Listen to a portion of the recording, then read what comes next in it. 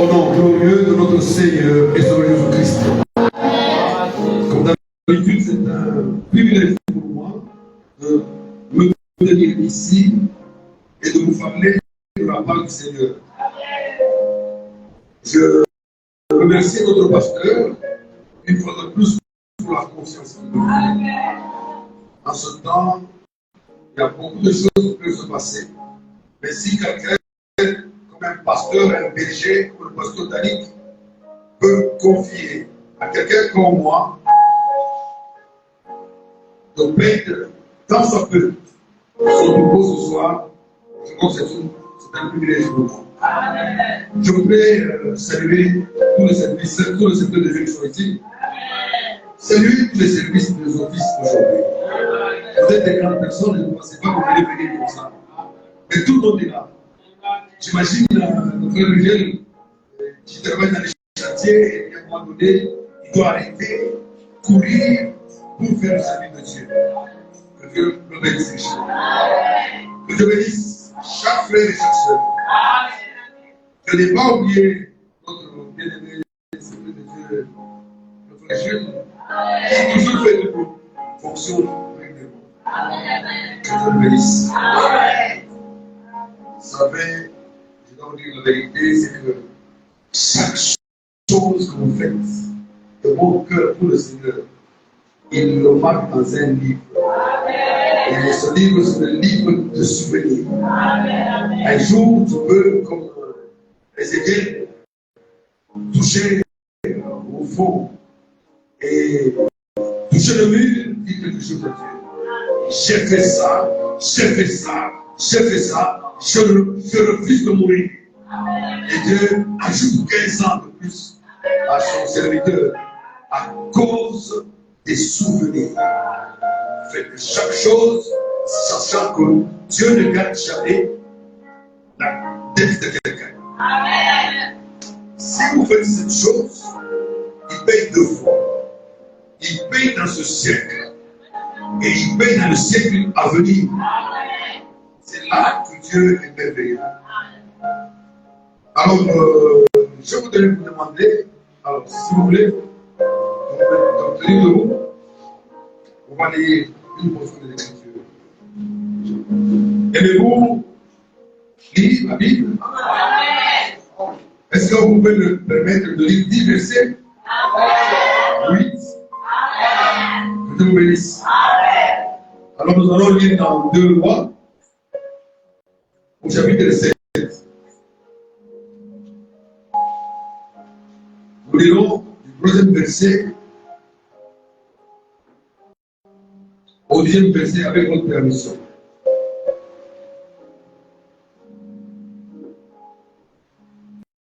Parfois, c'est facile de lire une petite écriture et développer. Et parfois, il faut lire beaucoup pour comprendre le contexte. Comme ça, on ne perd pas en temps. Chacun est adapté. Je lis. Je lis au verset 3, je commence. Il y avait à l'entrée de la porte 4 lépreux qui se dirent l'un l'autre: quoi? Resterons-nous ici jusqu'à ce que nous mourions? Si nous songeons à entrer là, dans la ville, la famille est dans la ville, et nous y mourions. Et si nous restons ici, nous mourrons également. Allons nous jeter dans le camp des Syriens. S'ils nous laissent vivre, nous vivrons. Et s'ils nous font mourir, nous mourrons. Ils partirent donc au crépuscule pour se rendre au camp des Syriens. Et lorsqu'ils furent arrivés à l'entrée du camp des Syriens, voici, il n'y avait personne. Le Seigneur avait fait entendre dans le camp des Syriens un bruit de chars et un bruit de chevaux, le bruit d'une grande armée, et ils s'étaient dit l'un à l'autre: voici, le roi d'Israël a pris à sa solde contre nous les rois des Égyptiens et les rois des Égyptiens pour venir nous attaquer. Ils se levèrent et prirent la fuite au crépuscule, abandonnant leurs tentes, leurs chevaux, leurs armes, le camp tel qu'il était, et ils s'enfuirent pour sauver leur vie. Les lépreux étant arrivés à l'entrée du camp, pénétrèrent dans une tente, mangèrent et burent, et ils emportèrent de l'argent, de l'or et des vêtements qu'ils allaient cacher. Ils revinrent, pénétrèrent dans une autre tente et en emportèrent des objets qu'ils allaient cacher. Puis ils se dirent l'un à l'autre, nous n'agissons pas bien. Cette journée est une journée de bonne nouvelle.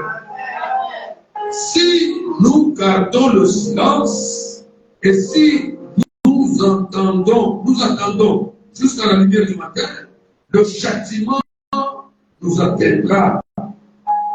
Venez maintenant et allons informer la maison du roi.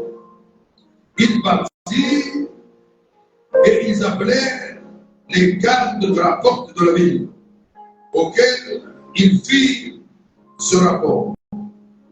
Nous sommes entrés dans le camp des Syriens et voici, il n'y a personne. Et on n'y entend aucune voix d'homme. Il n'y a que des chevaux attachés et des ânes attachés.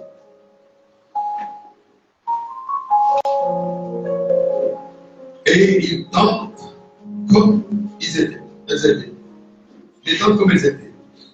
Que le Seigneur ajoute les bénédictions à la lecture de sa parole. Nous allons faire un petit mot de prière.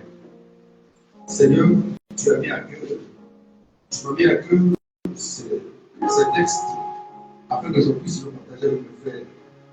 J'ai besoin que toi, tu viennes nous enseigner maintenant, que tu nous expliques ce contexte afin que nous puissions être bénis, que nous puissions être instruits, formés, pour que cette parole nous soit utile, Père. Parce que la parole déclare, toute parole est esprit de Dieu, utile pour enseigner, pour corriger, afin que l'homme de Dieu soit propre pour toute œuvre. Seigneur, descends. Descends parmi nous, mon Dieu. Accompagne l'onction que tu nous as donnée durant l'adoration. Et que cette onction soit aussi durant l'écoute de ta parole. Je laisse l'auditoire entre tes mains. Je m'abandonne-moi entre tes mains, Seigneur. Prends ce corps, utilise mes pensées, féconde-moi tout ce petit moment, afin que ce qui est dans ma bouche puisse donner vie. Car toute parole tombe sera un mensonge, mais que seule ta parole sera la vérité. Descends, mon Dieu, console ton peuple. Au nom puissant de Jésus-Christ, nous avons ainsi prié. Amen. Père François. C'est vrai que la lecture était longue, je le reconnais, mais j'ai demandé la permission de lire cette longue lecture. Parce que les gens lisent vraiment la Bible, mais ils ont beaucoup d'autres choses à lire. Aujourd'hui, nous voulons parler de quelque chose. Notre pasteur a prêché dimanche sur un sujet qui jusque-là, moi, ça coule encore dans mon cœur. C'est un sujet sur la prospérité, le bonheur, le bien-être du croyant, le bien-être du chrétien. C'est des écritures qui sont dans la Bible. Et en lisant ces écritures, il a commencé par dire qu'il y a une condition. Pour être béni et avoir toutes ces bénédictions que le Seigneur nous a promises, il y a une condition.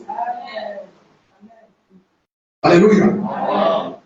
Et je préférais m'attarder sur la condition, parce que si nous comprenons la condition, nous n'allons pas nous perdre. Nous allons atteindre le but. Nous allons décrocher le fruit. Et donc, en parlant de ça, lorsque je préparais cette prédication, j'ai lu cette écriture que nous venons de lire. J'ai senti qu'il fallait que j'intitule mon sujet poussé à bout. C'est vrai. Le pasteur, le prophète m'a empêché ce sujet plus ou moins. Une fois qu'il a prêché ce sujet, poussé à bout, il a prêché en 60. Et à ce moment, il a lu deux écritures, l'une dans l'Ancien Testament, celui de Jérémie 29, verset 11, que vous connaissez, et que je peux relire par mémoire. Il dit, Jérémie 29, 11 dit, car je connais les projets que j'ai formés sur vous. Il est l'Éternel, projet de paix et non de malheur. Si le projet est de paix et non de malheur, c'est qu'il est projet de bonheur. Amen. Amen. Et il continue, cette écriture continue, il dit, afin de vous donner un avenir et de l'espérance. L'espérance nous fait vivre. L'espérance fait vivre le croyant. C'est en espérant que nous irons au ciel comme nous sommes ici ce soir. L'espérance, c'est le contraire du désespoir. Vous y êtes? Vous me suivez? Donc, à ce moment, je comprends pourquoi le frère Branham a prêché en prenant ces deux sujets. Parce que là, il dit, pousser à bout. Comment cette écriture peut nous pousser à bout? Ça doit nous pousser à bout parce que nous sommes élus. Amen. Il dit, Dieu connaît. Tu n'es pas ici au hasard. Il connaît le projet que lui, Dieu, a formé sur toi. Alléluia. Ça doit te faire quelque chose. Ça doit te donner l'identité de fils de Dieu. Parce que lui te connaît avant. Amen. Amen. Amen. Il a lu une autre écriture dans Luc 16, 16. Et là, il dit, écoutez, la loi et les prophètes ont subsisté jusqu'à Jean. Depuis lors, le royaume de Dieu est annoncé. Écoutez, et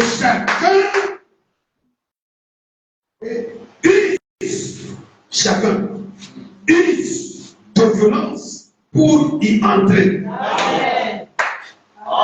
Pourquoi l'homme de Dieu a utilisé ces deux écritures et sorti avec un sujet poussé à bout?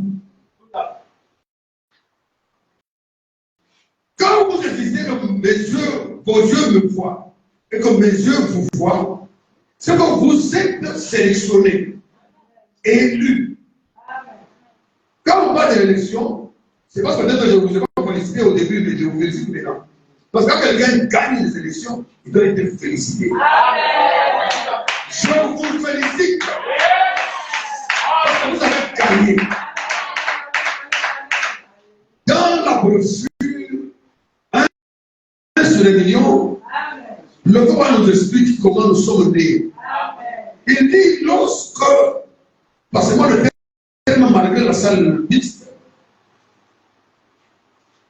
la sémence de l'homme atteint son but, il y a des millions de spermatozoïdes, des millions qui courent vers l'ovaire. Mais il y a un seul qui va atteindre le but et qui va féconder l'ovaire. Et le seul qui a pu en son temps, c'était toi. Donc, en ce temps-là, tu dois sentir que tu as vaincu. Parmi les millions, tu as été le seul qui est arrivé à bout. Voilà, ça doit pousser quelqu'un à bout. Ça doit amener quelqu'un à sentir combien il est important. Quel est le prix qu'il faut face à l'Éternel notre Dieu? Et de choisir parmi 4 millions, c'est toi que tu as dit ce jour-là, en ce temps précis, que toi seul devais traverser. Quitter le monde abstrait vers le monde concret. Parce que tu avais un projet. Et le projet que Dieu a mis sur toi, il dit ce n'est pas un projet de malheur, mais un projet de paix, un projet de bonheur. Et il dit, parce que tu dois et tu le mérites, avoir de l'espérance, et parce que tu le mérites, avoir un avenir radieux. Donc, ne t'hasarde pas à te positionner comme un enfant bâtard. Tu as un père qui te connaît. Tu as un père qui a un projet sur toi. Tu as un père qui sait qui tu es. Tu as un père qui, avant que tu ne sois matérialisé, avait tracé un projet pour toi. Alléluia. Et quand tu prends cette position, tu dois te sentir bien dans ta peau. Parce que le Dieu du ciel, le créateur du monde visible et invisible, te connaît. Amen. Et si tu as un plan de vie, le Dieu Tout-Puissant, il trace un projet sur toi. Qu'est-ce que tu vas manquer?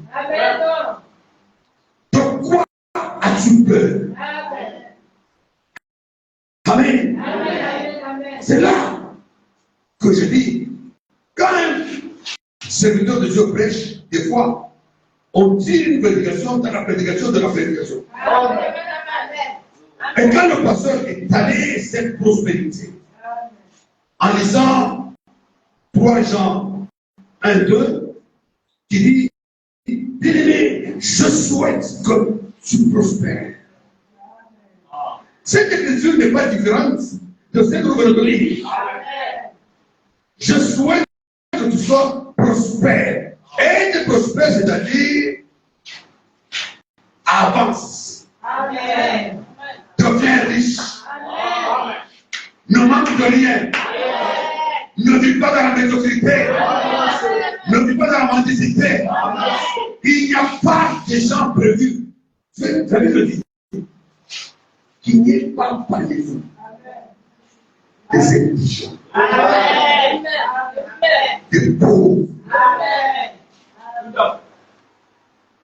Parce que celui qui était venu était riche. Il a donné sa richesse pour que nous qui étions pauvres, nous devenions riches. Riches en miséricorde. Amen, amen. Alors ici, je voudrais changer un peu de version. Mais toujours pour vous dire, vous devez être poussé à bout avant d'atteindre un objectif. Écoutez ce que vous faites. Êtes-vous avec moi? Je lis poussé à bout, prêcher le 1er septembre 63. Écoutez-moi bien. Je suis au paragraphe 45. Donc, je dis ceci. Généralement, il faut un état d'urgence pour nous plonger dans le désespoir. Et si tu n'as pas de désespoir, si tout marche chez toi, tu ne rencontreras même pas Dieu. Tu ne le chercheras même pas. C'est pour ça que la Bible dit, Jésus l'a déclaré, il est facile pour un pauvre d'entrer dans le royaume. Mais c'est difficile à un riche d'entrer dans le royaume de Dieu. Parce que quand quelqu'un est riche, les besoins matériels comblent son cœur au point qu'il n'a plus besoin de quoi que ce soit. S'il est malade, la première chose, le premier réflexe, c'est de dire où est l'argent, où est la carte d'assurance, je vais à l'hôpital, appelle le docteur tel, il va venir intervenir, si celui-là échoue, appelle le docteur dessus. C'est ça que la richesse fait dans la vie de ceux qui sont riches. C'est pour ça que c'est difficile à un riche d'entrer, parce que tu as tout. Si tu veux voyager, tu entres dans ton hélicoptère, tu pars. Tu vas prier pourquoi? Si tu as envie de manger, aujourd'hui je vais manger caviar, tu appuies sur un bouton, tu appelles quelqu'un, hey, je suis à la maison, Envoyez-moi 5 kilos de caviar. Je vais manger aujourd'hui une fête. Ça tient à la minute. Ce que tu fais, toute chose ayant l'argent commence à répondre à tes désirs. Et à ce moment-là, tu ne peux pas facilement rencontrer Dieu. Est-ce que vous comprenez? Quelqu'un a fait une bonne prière. Seigneur, je ne vous ai pas été autant misérable. Parce que dans la misère, je suis insulté, de te rejeter même. Mais je ne voudrais pas non plus être trop opulent, trop riche. Parce qu'avec beaucoup de richesse, je vais t'oublier.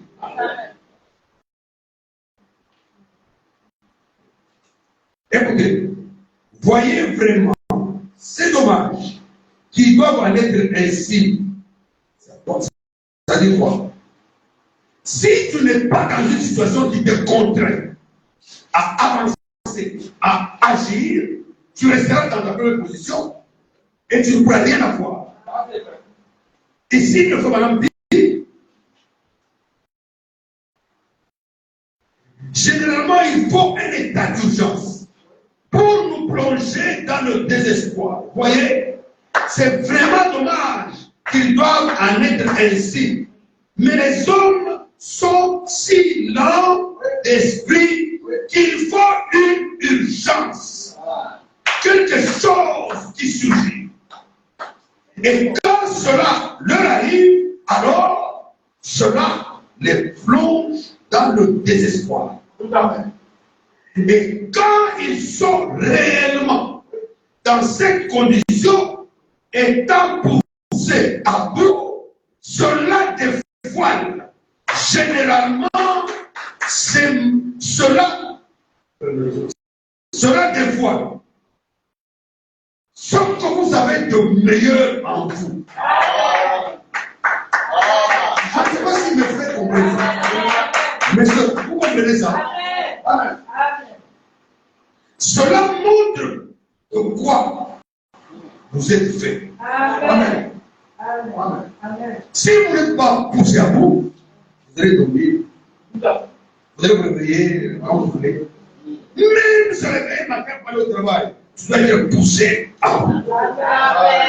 Le sommeil est tout d'air, mais il faut trouver l'argent.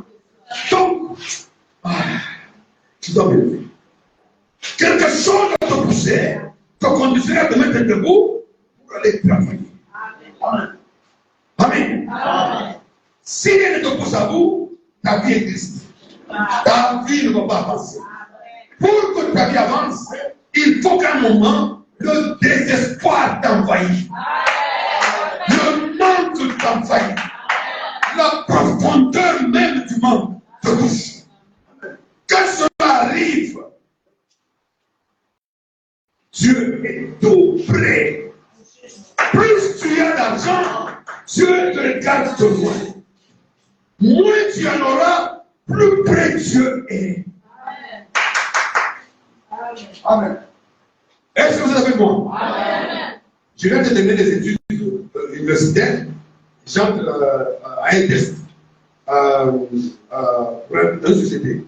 On m'engage, on dit pas cela, on dit bon, ok, ça va, peut-être que tu vas réussir, comme notre frère Rugel. Après, je vais dire un grand long chômage, et puis pouf, je m'ouvre. Je suis entré dans une entreprise. Le premier jour, le directeur de l'entreprise vient, il me regarde, il dit, c'est vous, c'est le stage, oui, c'est moi. Il me donne la clé d'une voiture. Frère, vous avez applaudi, non? Je vous dis une chose. Je n'avais jamais conduit. Ça veut dire que cette clé devait être comme une malédiction pour moi. Parce que la clé commence à présenter entre mes mains, je n'ai jamais conduit. Je veux conduire. Pousser à bout. Alléluia. Quand vous étiez obligé d'apprendre à conduire, je n'ai jamais été dans une auto-école. Je n'ai jamais lu code de la route. Jamais. Tout ce que je fais, conduire, Je l'ai appris par l'instinct divin. Quand j'entre dans la voiture, je mets la clé de contact. Je me rappelle la théorie de l'école. Il y a trois pédales ici. Il y a ici le levier, ça c'est le volant.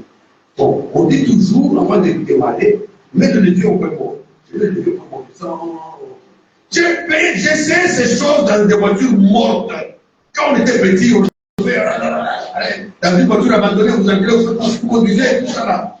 Cet exercice m'a servi ce jour-là. Je savais. Après, je mets le moteur blanc. Je dis, bon, il faut regarder sur le levier. Il y a des indications. Marche arrière, marche avant, marche. Je prends le levier, je dis, marche arrière. On dit, bon, non. Il faut enlever les pieds doucement sur l'embrayage et puis accélérer lentement. Attention, je commence à sortir, je commence à sortir. Je continue à sortir. Et puis, j'étais poussé à bout. Si je n'étais pas poussé à bout, je ne peux pas conduire. J'allais faire comme dans plusieurs situations des frères et des sœurs. Pardon, je ne sais pas conduire. À ce moment-là, le directeur devient fou parce qu'il ne peut pas comprendre comment il peut déjà un ingénieur. Il ne sait pas conduire. Il dit, mais attends, c'est sérieux. Amen. Mais poussé à bout, j'ai pris ma position. Amen. J'ai fait ma petite prière. J'ai engagé mes vitesses. Je suis parti. Amen. J'ai conduit ce jour-là. J'ai conduit depuis ce jour-là en 89, c'est ça? Jusqu'à aujourd'hui. Amen. Amen. Amen. Nous devons être dans la vie poussés à bout. Amen. Mais la condition d'être poussé à bout, c'est une situation grave. Amen. Une situation de désespoir. Amen. Qui doit t'envahir pour te pousser réellement à bout.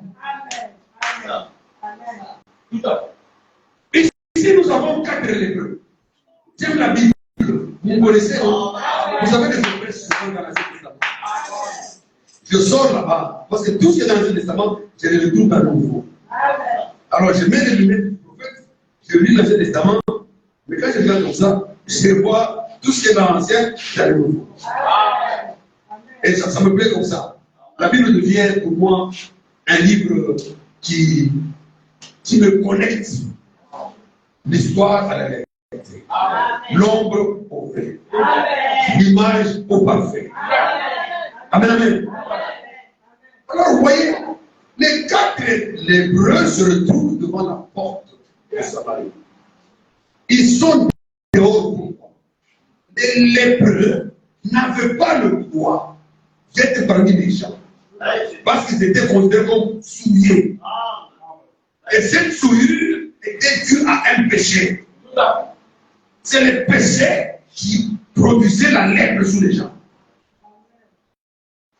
Et le prophète dit dans Montre-nous le Père et cela nous suffit, il dit, au paragraphe 60, il dit, ce symbole de la lèpre était un type de péché. Amen. Amen. Aujourd'hui, peut-être que les gens ne savent pas qu'ils sont lépreux. Il y a beaucoup de lépreux. Je vais vous dire comment il y a des lépreux aujourd'hui. Comment est-ce que les gens attrapent la lèpre? Je vous prends le premier exemple. Une prophétesse du nom de Marie, la petite sœur de Moïse. Elle trouve, les choses sont comme ça se trouve. Il y a un prophète qu'on appelle Moïse. Marie se lève quelque part, et puis elle conteste la parole que le prophète majeur de son temps a prononcé. Dieu regarde et dit, Marie, tu joues avec moi. Tu peux contester un prophète que moi, Dieu, j'ai envoyé, un prophète que moi, j'ai choisi. Je l'ai établi prophète des nations. Prophète majeur. Marie, tu oses dire quoi? Amen. La minute qui a suivi, Marie avait la lettre. Est-ce que vous êtes là? Amen. Peut-être que vous ne comprenez pas bien. Je vais vous mettre ça aujourd'hui. Le frère Branham avait de prier du haut de la chair avec beaucoup de gens. Pendant qu'il exerçait le deuxième signe de la main. Et Troubadour, quelque part là-bas, il apparaît et dit c'est du faux. C'est du faux, c'est du doigt des mains là. C'est rien là. Oh, moi aussi, je peux faire. Frère Branham était tranquille dans son coin. Quand tu avais frappé Marie, la prophétesse, la petite soeur propre de Moïse de l'Èbre, Moïse n'était pas dedans. C'est la même chose encore. Quand le prophète, lui, exerce son ministère en son temps, le frère l'a dit, c'est du faux. Quand le communique après, la main là, sa main qui a dit, la main a pris des taches automatiquement. Toute la main a pris des taches blanches sur le champ. Pourquoi? Parce qu'il a contesté le prophète majeur. Frères et sœurs, évitez de contester le prophète que Dieu nous a envoyé. Vous pouvez être un hébreu sans le savoir.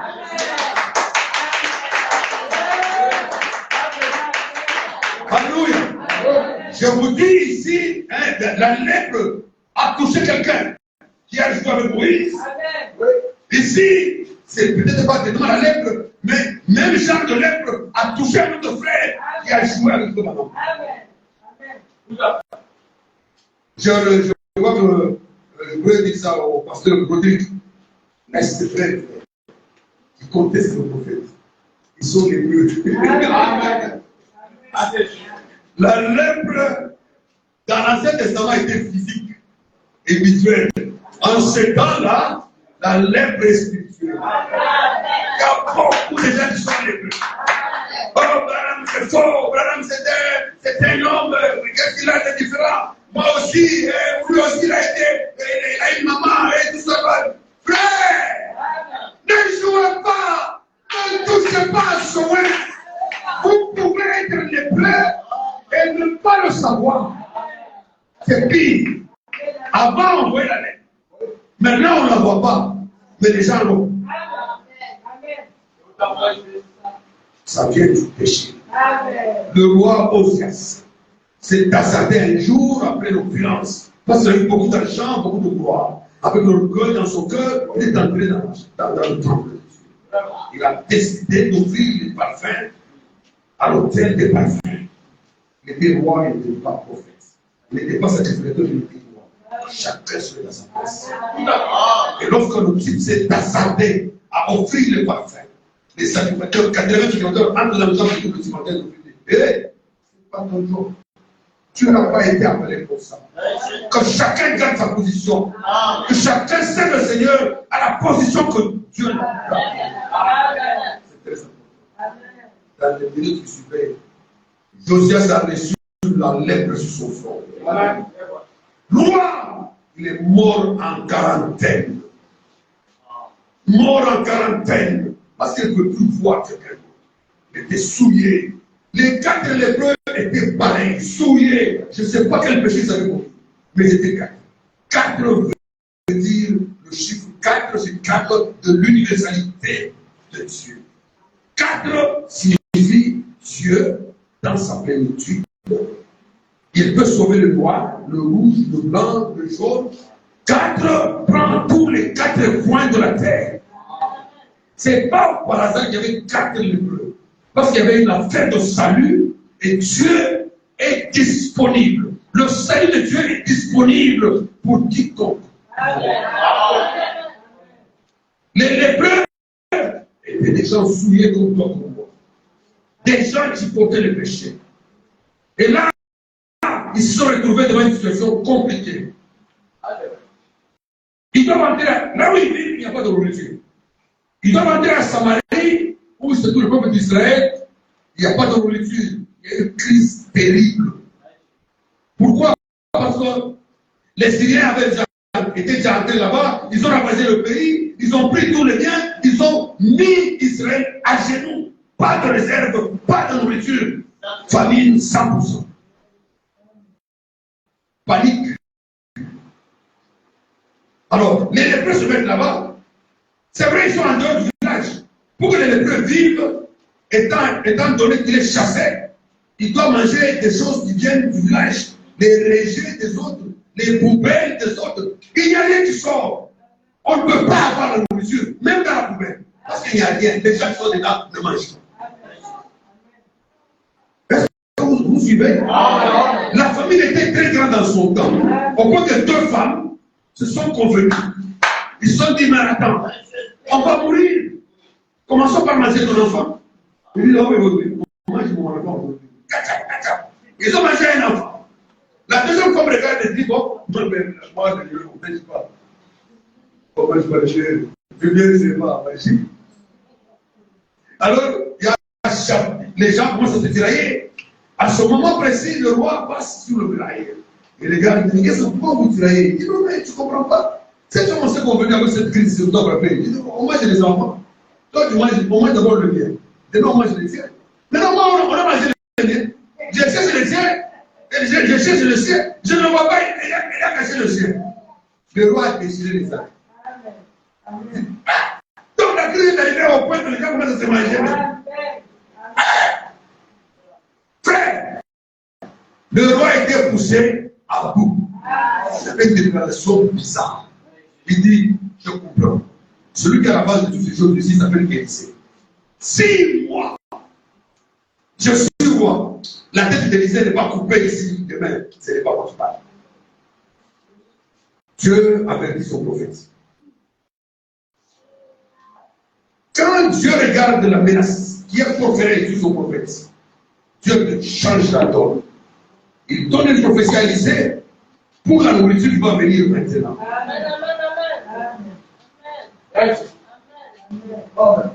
Nos lépreux sont toujours dehors, sans nourriture. Alors à un moment, se sont dit, lisons cette partie-là. Si nous songeons à entrer dans la ville, la famille est dans la ville, il n'y a rien là-bas, on va mourir.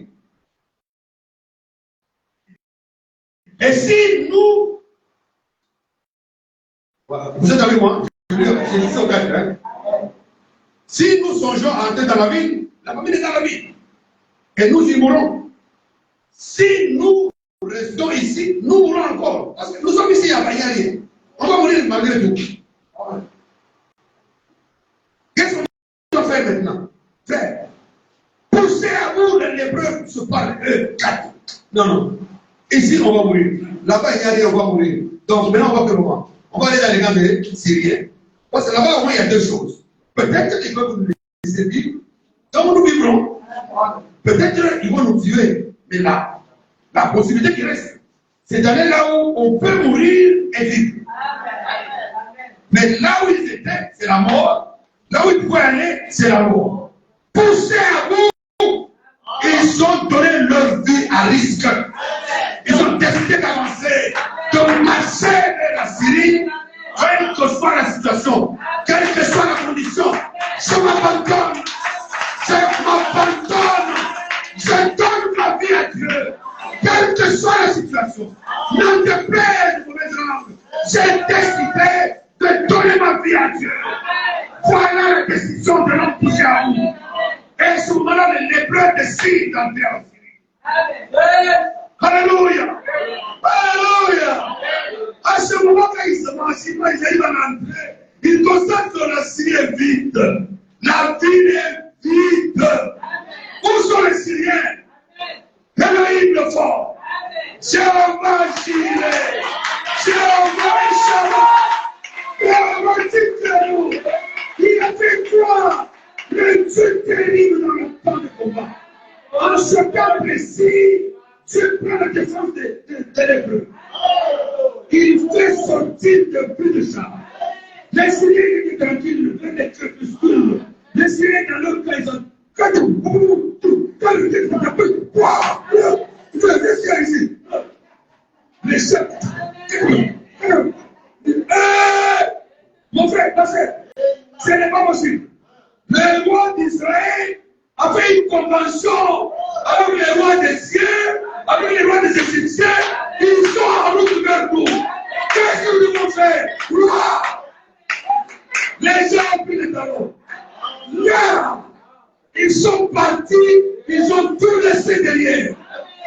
laissé les tentes, ils ont laissé les chevaux, ils ont laissé les ânes, les habits, toutes les tentes abandonnées. Dans le demandant, ils sont partis. Les lépreux avancent, ils sortent, ils regardent. Il n'y a personne ici. Première tente. Dans les villes avant, les premières maisons là, c'était les rois, les hommes. Donc, première tente était une tente garnie. Ils sont là-bas, Dieu, regarde comment il y a de l'or. Hey, hey, je voudrais que tu prospères. Je voudrais que tu prospères. Je voudrais que tu ne manques pas de l'or. Je voudrais que tu ne manques pas l'argent. Que tu ne manques pas les amis. Sois tout prêt. Si le Seigneur a fait ça pour les peuples, aujourd'hui, je vous dis, c'est le même Seigneur. Il est capable de le faire encore pour toi. Afin que tu aies de l'or, que tu aies de l'argent, que tu aies la maison, que tu aies la voiture, que tu aies la possède, que tu aies la bouffe, que tout ce qui te manque, le Seigneur peut te donner. Alléluia. C'était des lépreux, des gens souillés. Souillés comme moi ce soir. Souillés comme toi, ma soeur. Mais la soeur, il y a un sang. Il y a un sang qui nous a purifiés. Il y a un sang qui nous a rendu saints. Quand il nous regarde, il ne nous voit pas. Lorsque Dieu te regarde, il ne voit pas toi. Il voit la porte de Jésus qui te couvre. Alléluia. Le sang, tu as donné autant de richesses.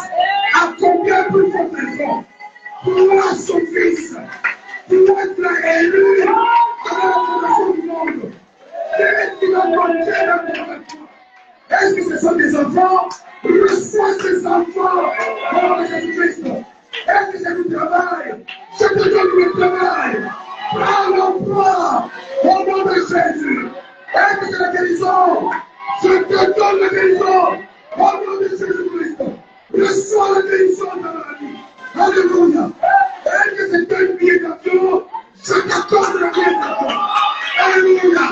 Est-ce que c'est une étude? Reçois la prophétie. Alléluia. C'est ça que Dieu nous a donné.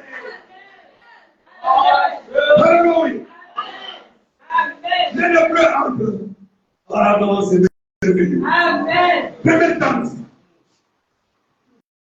L'or. L'argent. Est-ce qu'on peut lire ça? Amen. Non, je n'ai pas créé ça. 8.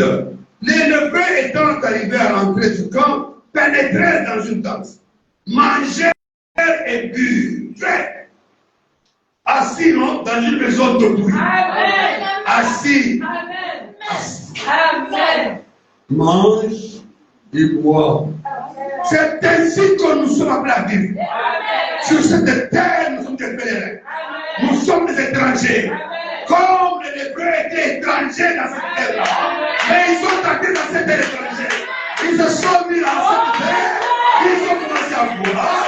Ils ont commencé à manger. Ils ont regardé les choses. Pendant qu'ils étaient lépreux. Et Dieu s'est occupé d'eux. Alléluia.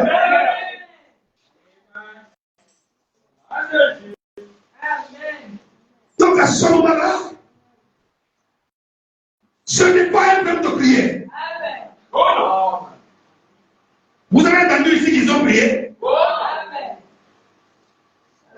Il y a un temps pour tout.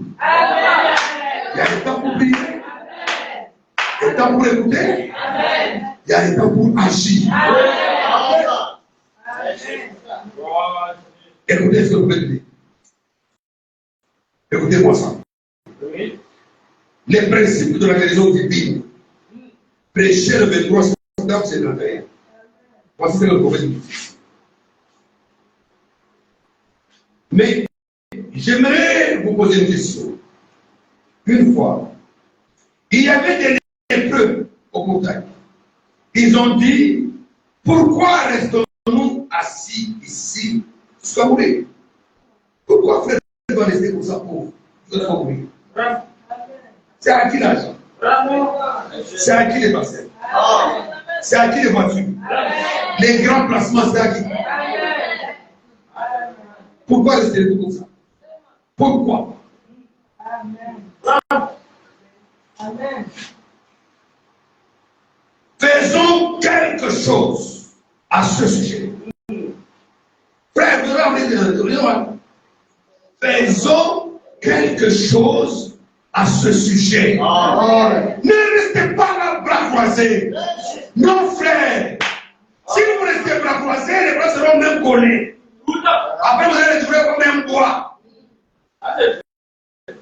Vous devez faire quelque chose.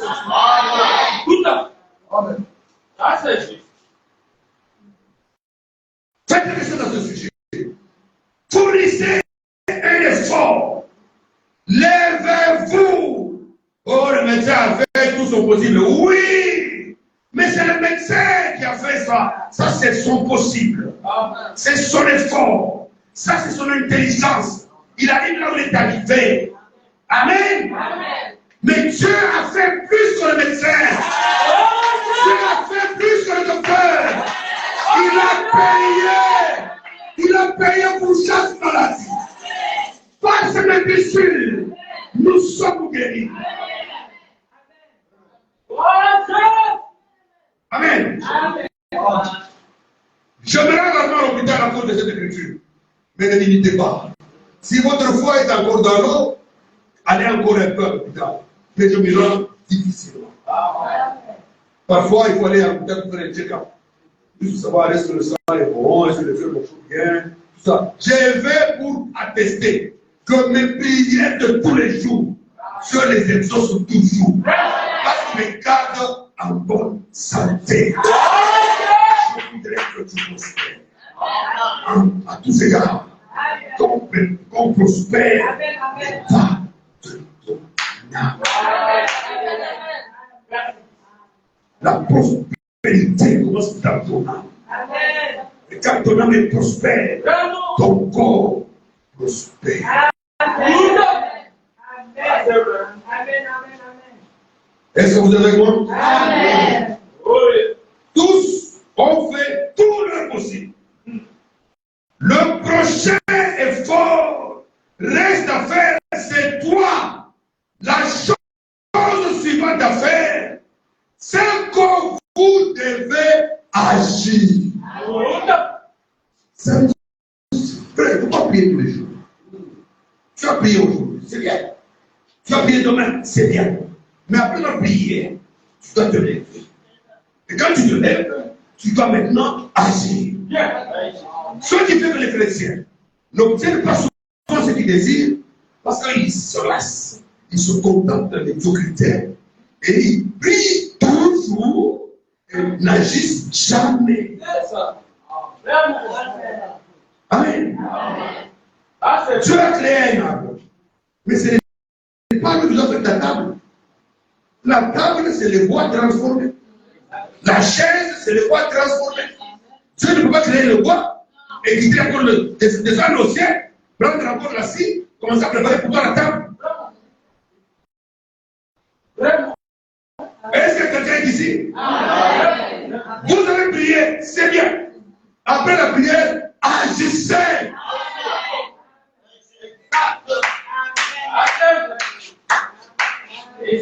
Dieu va me bénir. Il va te bénir comment? Dieu ne peut pas venir quelqu'un qui est yes. Passif. Tout ça. Tu ne peux pas rentrer dans ta vie. Parce que Dieu est comme un caillou. Tu ne fous rien. Tu ne sers à rien. Il y avait même, je vous ai parlé de ça. Il y a même une écriture où Jésus parle des fruits à un figuier. Non seulement il a maudit ce figuier. Parce que tu ne produis pas. Tu consommes seulement. À quoi tu cherches sur la terre? À quoi tu cherches sur la terre, frère? Ta vie, comment être semblable? Même pas semblable à la vie d'un cabri, parce que le cabri, parfois, nous allons la manger. Toi, on ne va pas te manger. Tu veux manger les choses. Tu veux le manger, mais toi, on ne te mange pas. Donc il faut être capable d'être poussé à bout. Je dis ces choses pour pousser mon petit cœur à bout. Avant que tu sois capable de décider un jour, dire non, trop c'est trop. On ne peut pas continuer dans la médiocrité. Et j'ai entendu, non, c'est la volonté de Dieu. C'est la volonté de Dieu. Je viens de vous dire ici, la volonté de Dieu, c'est que vous soyez prospères. La volonté de Dieu, c'est qu'il a un plan merveilleux, un plan de bonheur. Oh, un plan de bonheur. Ah, c'est la volonté de Dieu. On va faire tuer sourd. Ah, c'est la volonté de Dieu. Frère, nous sommes nés pour prier. Nous sommes nés pour prier. Nés pour faire l'échec à l'échec. Amen. Amen.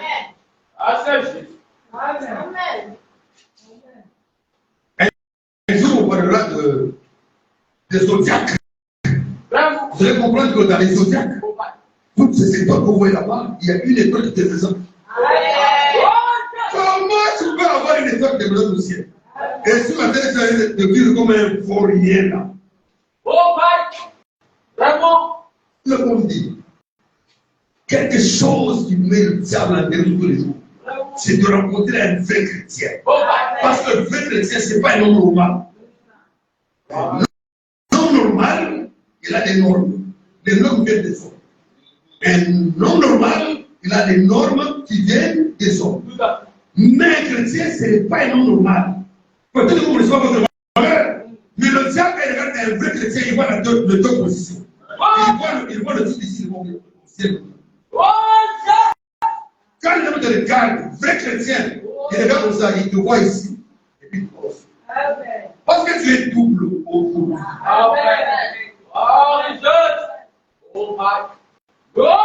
Amen, amen. Le temps a avancé vite. Je vais accélérer alors.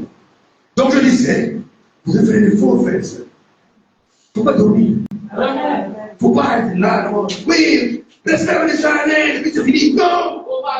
Restez la bénédiction, tu dis Amen. Demain matin, tu te lèves. Marche. Je cherche un travail au mois de mars. Parce que celui qui n'a pas de travail, par exemple, son travail, c'est chercher le travail. Je suis parti voir un homme. Parce que tellement j'ai cherché le travail. Tellement. Je voulais demander à quel sentinelle chez quelqu'un. Je lui ai dit, regarde, tu allais bien. Mais tu vois que tu es sérieux. Ça va, viens demain. Je vais te donner le travail. Je viens le lendemain. Je suis venu là pour prendre le travail de sentinelle. Pousser à bout. Quand je suis arrivé là-bas, on me dit, attends, la vallée s'ouvre, un autre frère rentre. Quand le frère rentre, il connaît le frère qui était chez lui, il devait des sentinelles. Ils se connaissent. Mais lui, il me connaît moi. Ah, ingénieur, qu'est-ce que je fais ici? Monsieur, qu'est-ce que je fais? Il dit, qu'est-ce que je travaille, mon frère? Il dit, quel travail? Je travaille sur le plateau. Alors, lui, d'abord, il commence à poser ses vies. Toi, tu connais ses vies. Toi, tu peux le payer. Toi, tu peux gérer ses dons. Tu le connais même. Il dit, mon frère, lui, il est venu chez le travail hier. Il m'a dit, donner l'eau là-bas, c'est lui le salaire. Quoi? Frère, poussez à bout. Et quand j'arrive à ce stade-là, le gars a dit non, non. Je ne mérite pas de sentir. Je vais lui donner notre travail. Tu vas commencer à faire des photocopies dans mon bureau quelque part à la poste. Bien, merci. Avant que je ne sorte, il a changé de côté. Non, je ne peux pas toucher. C'est trop grand pour moi. Comme d'habitude, nous rentrons toujours fatigués, peut-être de cliché. C'est mieux, c'est que tu ne travailles, des prières de maintien, des prières de douceur. J'ai fait des prières comme ça dans ma vie, c'est fini.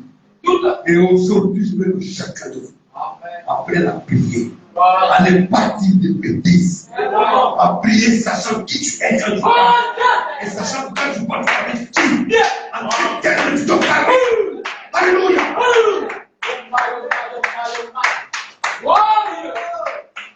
Après les prières bizarres là, Dieu m'a réveillé. Je me disais avec ma femme, tu vas dormir.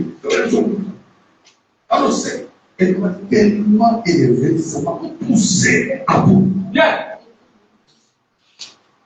J'ai quitté la maison. Je me suis habillé à la maison. J'ai quitté la maison. Je commence à marcher comme ça. Je ne veux pas jouer à la coupe. Il y a la touche pour lui. Il dit non, on m'engage, j'ai bien. Non. C'est vrai. Je ne peux pas arriver là-bas à c'est trop loin. Il y a beaucoup de gens ici. Un de nous vient.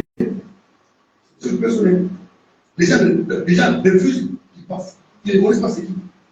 Là où ils s'arrêtent, c'est là où je suis.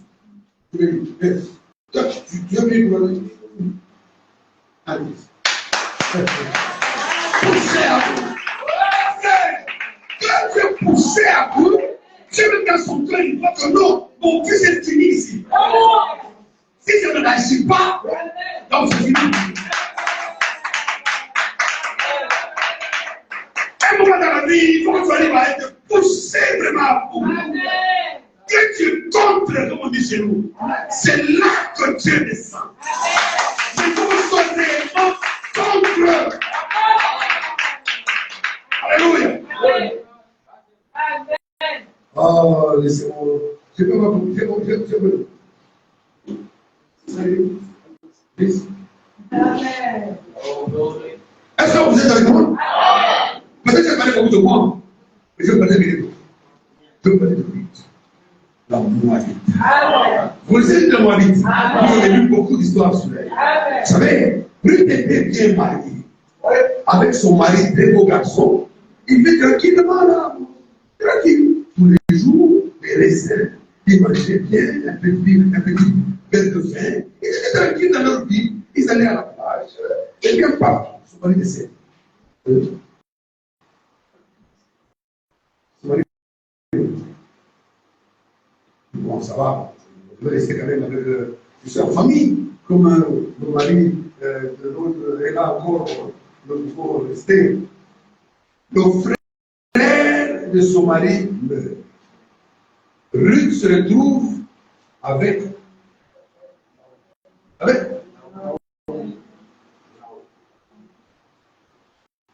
les deux veuves, jeunes veuves se retrouvent à la maison. L'état. Or, avant, c'est peut-être le beau-père cadavre. Donc maintenant, il y a personne qui peut parler, même aller à la chasse, il y a personne. On mangeait un peu de buisson, là on n'allait rien manger. Parce qu'il reste une vieille maman avec deux veuves. Ils se sont tirés une zone d'habitude. Je vous vois là. Frères, sœurs, ne vous contentez pas de médiocrité.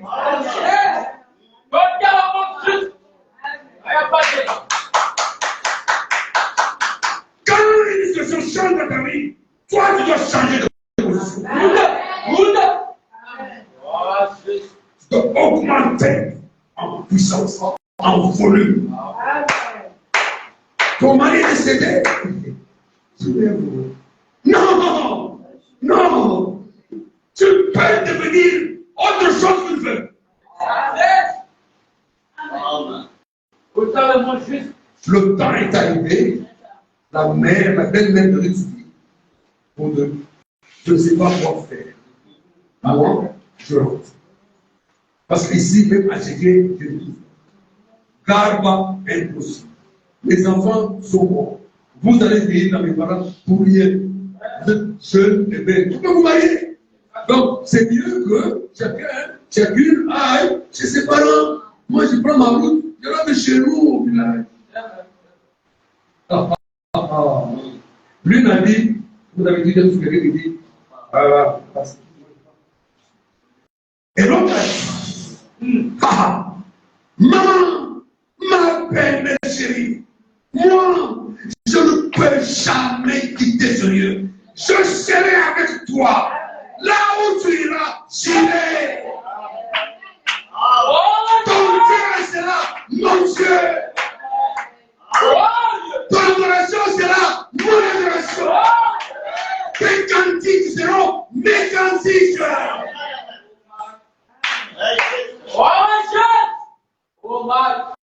ces positions poussées à bout. Vous allez vous rendre compte que ces mots-là sont les mêmes que les preuves de toi la pose. Nous allons faire quoi? Ici ou non, ici ou non, ici ou non, ici ou non, ici. Bon, pas de filles. Je m'engage. Mais quand tu dors, tu dis, oh maman, je vais bâtir. Exactement. Et Ruth est partie avec sa belle-mère. Et quand il est arrivé là-bas, Ruth, c'est comme l'église. Quand il est arrivé là-bas, Ruth l'a rencontré. Son chéri. Et son chéri ne l'a pas pris comme ça. Et un prix, et il a pris Ruth comme épouse. Exactement comme le Christ l'a fait. Notre Rédempteur, notre boise, il a payé de sa vie. Et il est avancé, que vous avez dit, il nous a pris de là. Et il nous met à ses côtés. Oh, parce que Ruth était poussée. Nous voulons avoir une église qui est poussée à bout. Si la Bible dit, nous devons faire des miracles, faisons les miracles. Si la Bible dit, les prodiges sont visibles, que les prodiges vous suivent. Si la Bible dit, nous apprenons les malades, les malades seront guéris, soyez guéris. Alléluia. Soyez poussés à bout.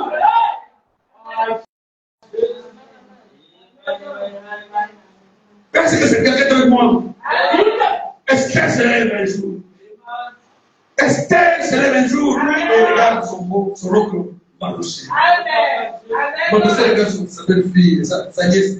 Qu'est-ce qui se passe? Tu es reine là-bas, mais est-ce que tu connais les dix qu'on a signé par le roi là-bas? Vraiment? Tu as signé un équipe pour que nous soyons exterminés. Toi, tu donnes à la palais. Tu te places là-bas dans les sofas. Et on te masse. Tu as des éléments. Mais sache que l'autre va nous chasser, nous. Si notre sort frappe gauche, ton sort aussi frappera.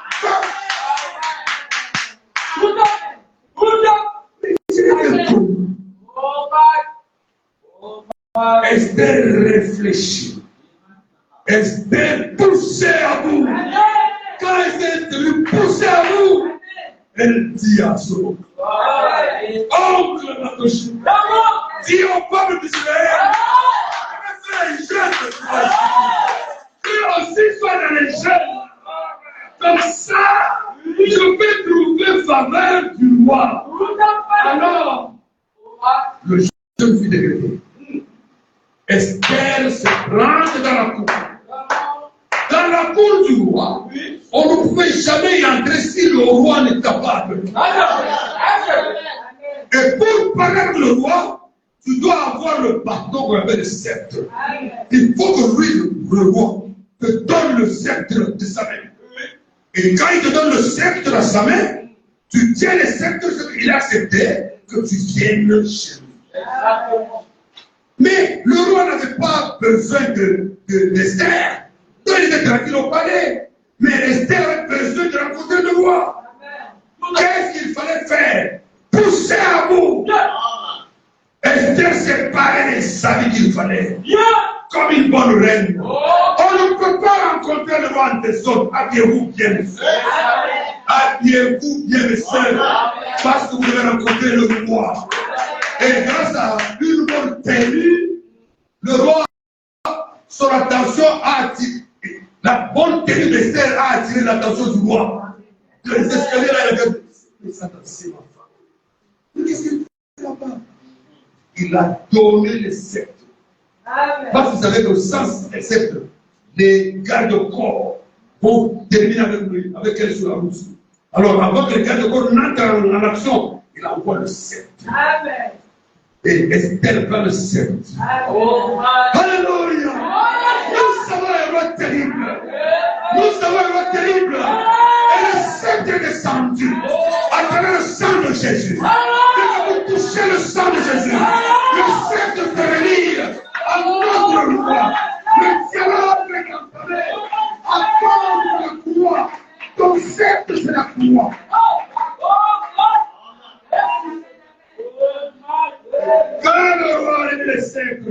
la chose était réglée.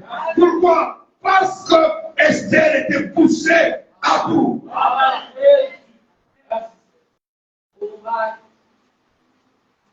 Amen.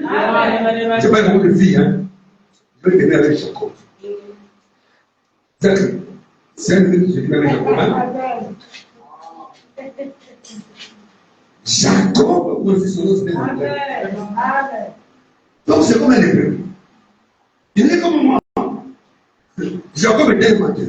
Et de son nom vrai, c'était un supplanteur. Jacob veut dire supplanteur. Et supplanteur en français, synonyme de quelqu'un qui prend la place de quelqu'un d'autre. Donc quelqu'un qui détrône quelqu'un d'autre. Voilà ce qu'était Jacob. Jacob, dans cet état où il se trouve, il était déjà béni par son père. Mais il était dans l'incertitude la plus notoire. Parce que son frère Esaïe, de quel il a pris le pouvoir et les bénédictions, le chercher pour le tuer. C'est terrible, mon frère. Tu peux être béni réellement. Isaac était béni. Jacob était béni par son père Isaac. Mais il n'avait aucune certitude, aucune assurance que sa vie serait en paix. Et un jour, il croise l'homme. Quand il croise l'homme, au milieu de la nuit, c'est un combat. Tu pars, je pars. Non, laisse-moi. Le combat entre Jacob et cet homme. La Bible révèle que cet homme est Élohim. Dieu a combattu avec Jacob.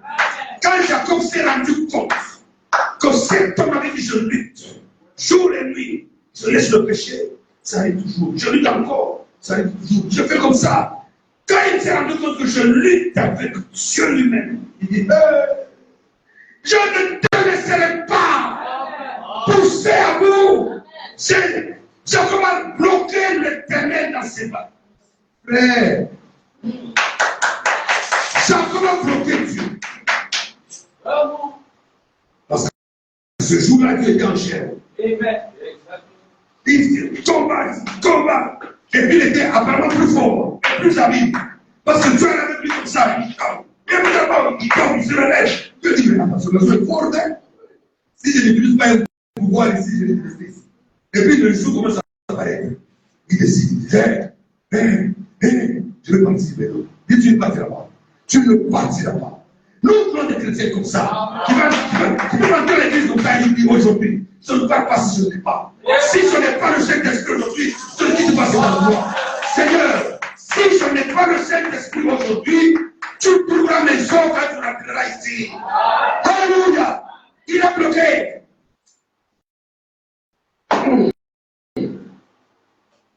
Tapé orange. J'avais marché lentement, il a fait un défaut de la plénitude de son salut. Alléluia. Donc quand vous marchez, en tant que chrétien, vous allez sentir que quelque chose vous rend un peu dur. Quelque chose est un peu encore en vous. Je ne dis pas que c'est les péchés, mais il échappe. Quelque chose vous empêche de vous allonger. Quelque chose qui vous empêche d'être trop vous. Quelque chose qui tue votre vous, votre moi. Quelque chose avec vous. Paul dit, j'ai tout fait, j'ai prié trop fort. Moi, j'ai prié pour les malades de Christ. Mais moi, la petite chose ici, ça me tient mal. Je dis, hé Paul, ce que je t'ai donné, c'est beaucoup. Ma grâce te suffit. Alléluia. C'est ça que vous devez savoir. Vous allez marcher avec peine, mais vous êtes des enfants de Dieu.